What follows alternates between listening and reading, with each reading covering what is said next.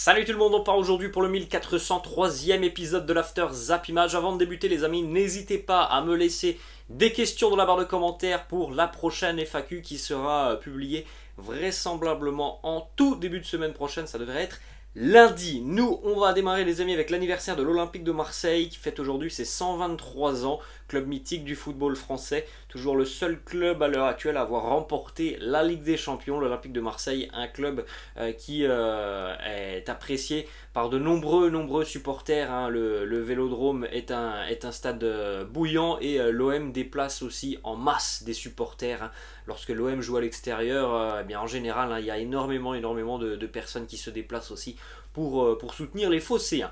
On va continuer les amis avec les résultats de la 6e journée de Ligue 2. C'était hier, à noter la victoire de Bordeaux 4-0 face à Quevilly, le nul de Caen à domicile face à Pau 1 partout, première victoire de la saison pour Annecy 2-0 à Dijon, victoire aussi pour Sochaux 2-1 à Guingamp, la victoire du Havre à Laval 3-1, victoire de Metz 4-1 à Rodez, et victoire aussi pour Saint-Etienne 5-0 face à Bastia. La première victoire des Verts cette saison en Ligue 2. D'ailleurs, les Verts, hein, qui repassent dans le positif, on va le voir dans quelques instants au niveau du classement. A noter hier une performance exceptionnelle du côté de Geoffroy Guichard. Jean-Philippe Crasso, auteur d'un quadruplé pour l'AS Saint-Etienne hier. Les Verts s'imposent 5-0. 4 buts pour Jean-Philippe Crasso. Vous pouvez jeter un petit coup d'œil les amis au classement de la Ligue 2. Caen et Bordeaux sont en tête, Dijon est 3e. On rappelle que cette saison les amis, il faut absolument terminer dans les 2 premières positions pour pouvoir remonter en Ligue 1, puisque l'année prochaine nous ne serons plus que 18 en Ligue 1. Et puis à contrario, en bas de tableau, il faut éviter les 4 dernières positions qui sont des positions qui t'envoient en national pour le moment. Dernier Pau, avant-dernier l'AS Saint-Etienne, 18e Rodez, 17e Annecy qui pour le moment sont tous relégables. On va enchaîner les amis avec une petite information mercato du côté de Rodez. Alors c'est quelqu'un de très expérimenté qui arrive du côté de Rodez. Aymen Abdenour s'engage avec le club ruthénois.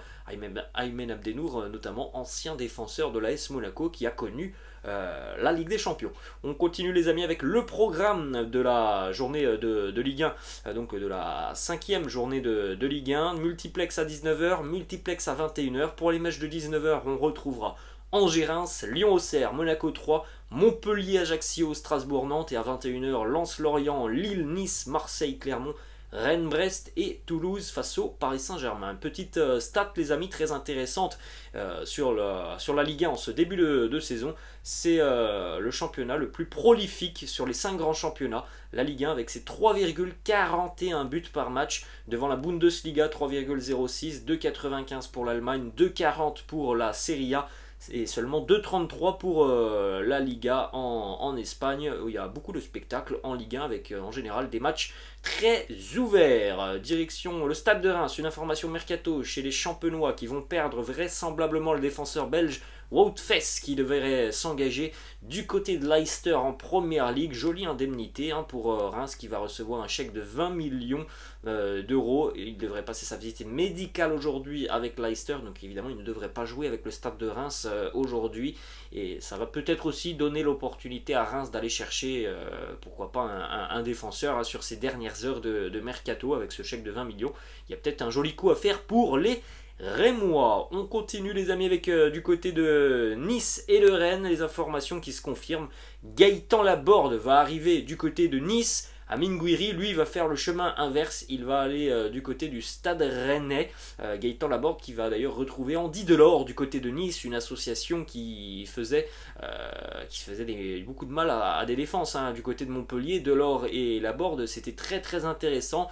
Donc Nice voit vraisemblablement d'un bon oeil l'arrivée de Gaëtan Laborde. Et pour Amine Gouiri, c'est peut-être le fait de changer de club qui va lui permettre de revenir sur les bons rails. Lui qui vit depuis quelques mois maintenant une période assez compliquée. On prend la direction de Paris les amis, plusieurs déclats de Christophe Galtier en conférence de presse hier. Il nous dit on joue tous les 3 jours et j'ai à ma disposition un effectif de qualité. Il y aura des changements face à Toulouse, donc on suivra la compo d'équipe parisienne ce soir. Petite information déjà, 2 absents et 2 forfaits pour cette rencontre face au TFC. Presnel Kimpembe et Pablo Sarabia, donc c'est-à-dire que Kimpembe ne sera pas en défense ce soir. On verra quelle sera l'option pour le remplacer, choisie par Christophe Galtier. Une petite information qui concerne l'affaire Paul Pogba, dont j'ai pas parlé sur la chaîne, parce que voilà, pour le moment on en est qu'aux prémices, on a beaucoup d'accusations, on a très peu de vérifications. En tout cas hier, Christophe Galtier a été interrogé sur comment vit tout simplement Mbappé par rapport à cette affaire Pogba. Mbappé qui aurait été marabouté par Paul Pogba, c'est des on-dit pour le moment les amis. Galtier qui nous dit il est dans de très bonnes dispositions. J'ai vu ce qu'il se passait chez Paul. Kylian ne montre aucun signe d'agacement ni d'inquiétude. Petite information qui cette fois-ci a été confirmée hier par RMC. Paul Pogba aurait été braqué par des hommes cagoulés et armés dans un appartement à Roissy-en-Brie, donc sa ville natale. Ces hommes lui auraient réclamé 13 millions d'euros. Parmi visiblement ces hommes cagoulés et armés, il aurait reconnu plusieurs de ses amis d'enfance qui lui demandaient donc 13 millions d'euros pour l'avoir protégé. Voilà, c'est comme ça qu'est résumé l'histoire. Protégé depuis son enfance et son épanouissement dans sa carrière. Et puis derrière tout ça, il y a l'affaire avec Mathias Pogba qui visiblement, d'après Paul, ferait partie de ce gang qui lui aurait réclamé donc ces 13 millions d'euros. Son frère qui l'aurait donc braqué avec certains de ses amis. Bon, c'est une histoire quand même complètement dingue.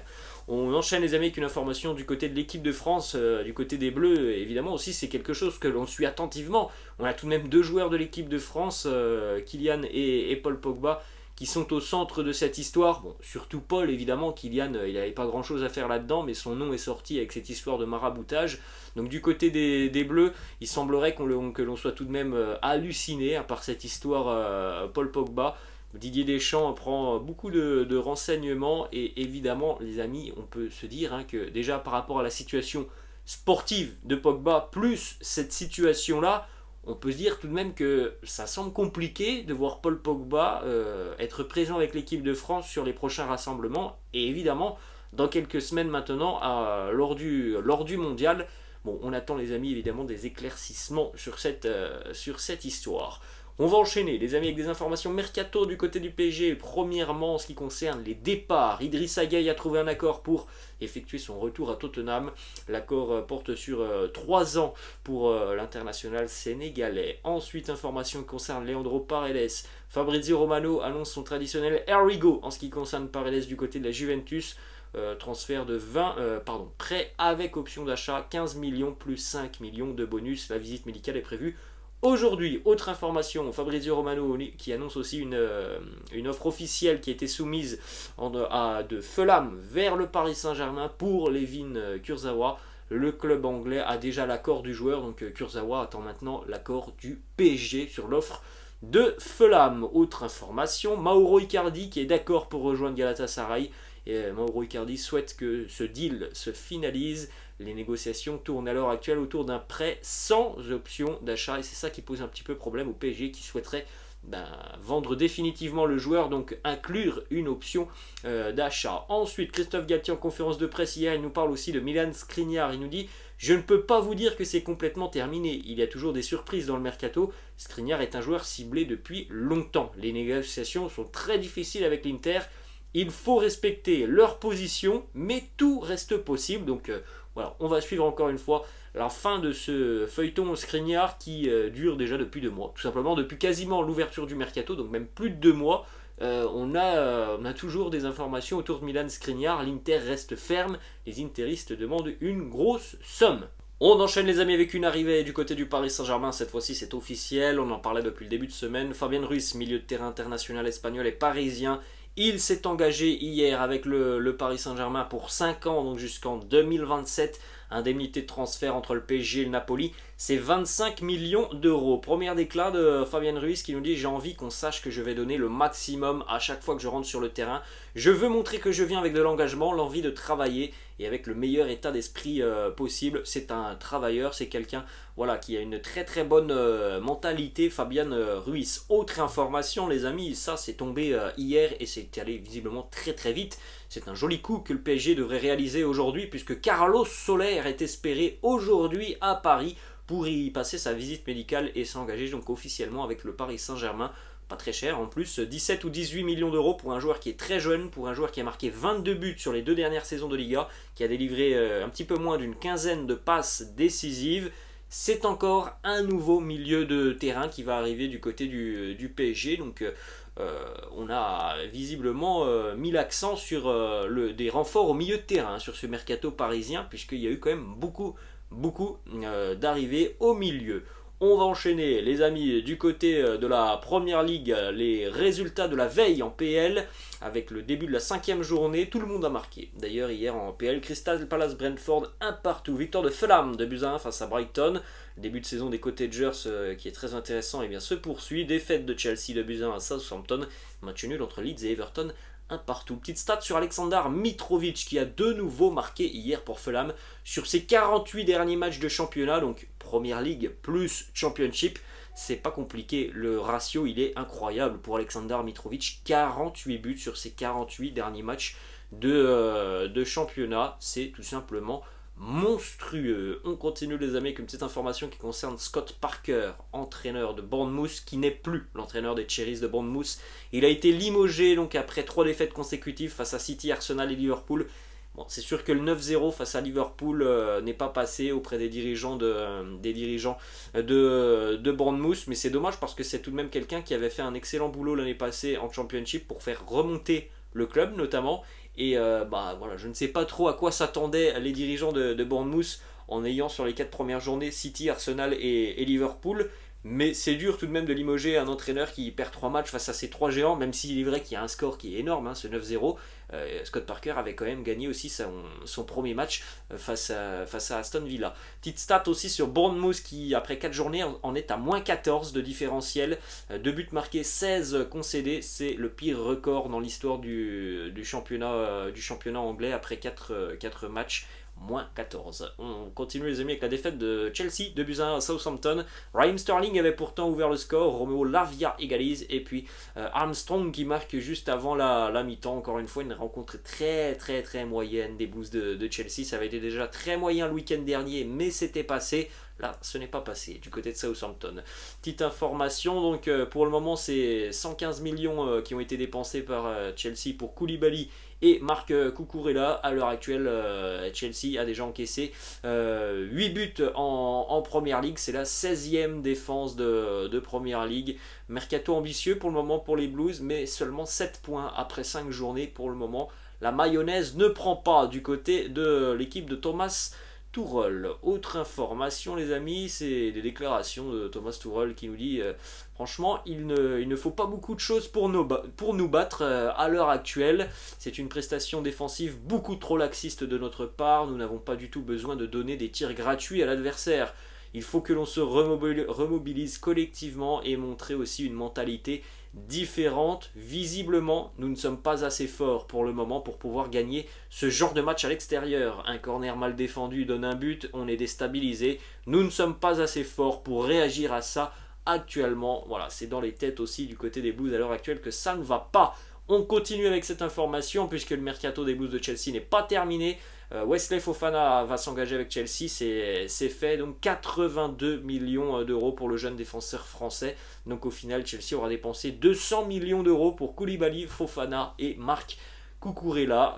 On continue aussi avec une autre folie qui va arriver vraisemblablement du côté de Chelsea, puisque Chelsea est en pourparlers avancé avec le RB Leipzig pour signer Josko Gvardiol, jeune joueur croate. L'opération s'élève à 90 millions d'euros. Le défenseur croate devrait rester une saison en prêt du côté de Leipzig et rejoindre donc Chelsea dans un an. C'est énorme, hein. Tout ce que fait Chelsea, c'est complètement démesuré sur ce mercato.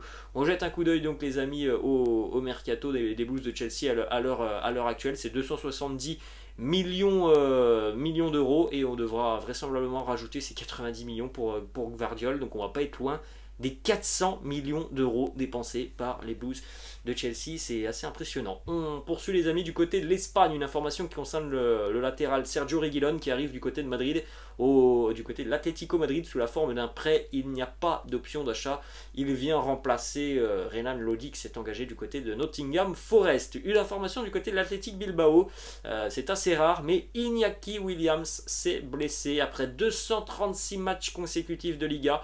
L'attaquant ghanéen s'est blessé en début de semaine face à Cadix. On ne connaît pas encore la gravité de la blessure, mais voilà, ça pourrait le pénaliser, ça pourrait donc lui faire rater un match pour la première fois depuis de nombreuses années maintenant.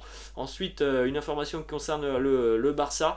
Sergino Dest pourrait rejoindre Manchester United et dans le même temps, Aaron Wan-Bissaka pourrait lui faire le chemin inverse et rejoindre le FC Barcelone. On va poursuivre les amis du côté de l'Italie. L'AC Milan tenu en échec hier à Sassuolo 0-0. A noter que Domenico Berardi a raté un penalty à la 22e, penalty qui a été sorti brillamment par Mike Maignan. Les Rossoneri ont tout de même manqué d'efficacité hier du côté du Mapei Stadium. L'Inter lui s'est imposé 3-1 face à la Cremonese.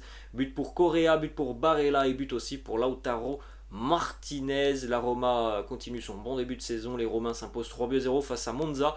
Les premiers buts de Paulo Dybala, le doublé pour Paulo Dybala et un but aussi pour Ibanez. Une petite déclat de José Mourinho. Alors on rappelle que le week-end dernier face à la Juve, il avait été assez déçu du match de Tammy Abraham. Cette fois-ci, il nous dit ce soir c'était mon Tammy. Il a tout gagné, il a tenu la balle haut, il s'est proposé à la relance. On parle toujours des attaquants quand ils marquent. Ce soir, c'était la soirée de Paulo. Mais Tammy a été génial. Petite stat pour Paulo Dybala, 4 matchs à la Roma. 2 buts et une passe décisive. Il semble plutôt bien s'adapter à sa nouvelle équipe. On va terminer les amis du côté de l'Allemagne avec un résultat hier en Coupe d'Allemagne. Le RB Leipzig s'est imposé face à une équipe de basse division, basse division allemande. 8-0 pour Leipzig, à noter un triplé notamment pour Timo Werner. Un nouveau but pour Christopher Nkunku. Le Bayern sera ce soir en déplacement là aussi face à une équipe de division très inférieure, face au Viktoria Cologne. Le Bayern qui pourrait donc voir revenir Leon Goretzka ce soir, puisqu'il était de retour à l'entraînement. Il nous dit c'était une rééducation intensive. J'ai beaucoup travaillé, mais je me sens vraiment en forme. J'ai saisi l'opportunité dès le premier jour et je l'ai vu comme une préparation. Déclaration de Julian Nagelsmann. Évidemment, le Bayern pourrait tomber dans l'excès de confiance face au Viktoria Cologne. Et Nagelsmann qui nous dit j'ai montré plusieurs scènes de match du Viktoria parce que nos joueurs ne les connaissent pas. Si bien ne connaissent pas leurs adversaires, il est difficile de prédire ce qu'ils feront contre nous. En général, Olaf Janssen, l'entraîneur adverse, est un entraîneur courageux. Ça va être quelque chose d'incroyable pour cette équipe du Viktoria Cologne d'affronter le Bayern ce soir. Quand on voit le niveau des Bavarois depuis le début de saison, ça peut être compliqué évidemment pour une équipe qui n'est pas amateur mais qui n'est pas non plus professionnelle. Une déclaration pour terminer de Sébastien Haller qui nous dit « Mon premier objectif est d'être de retour sur le terrain, jouer pour le mur jaune et marquer mon premier but. Ce sera un moment magnifique et émouvant. » On souhaite encore une fois les amis plein de bonnes choses et plein de bonnes ondes positives à Sébastien Haller dans son combat contre la maladie. Voilà les amis, la fin de cette vidéo, j'espère que ça vous a plu. N'hésitez pas comme d'habitude à lâcher un petit pouce bleu, n'hésitez pas non plus à vous abonner à la chaîne, et puis n'hésitez pas non plus à me laisser des questions dans la barre de commentaires. Je vous laisse les amis et je vous dis à la prochaine. Ciao.